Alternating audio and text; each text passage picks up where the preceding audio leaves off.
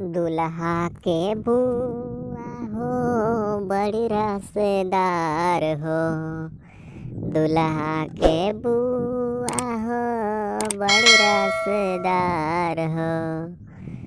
लेके भाग गईलिन अपने गौआ क कहार हो। लेके भाग गईलिन अपने गौआ क कहार हो।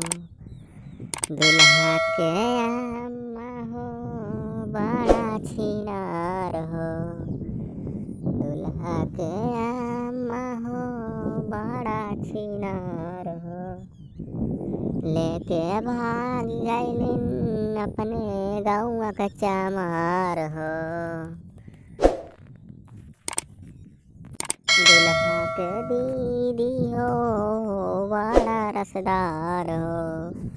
लेके भाग गईलिन अपने गौआ से 10 भातार हो। दुल्हा के दीदी हो बड़ा रसदार हो।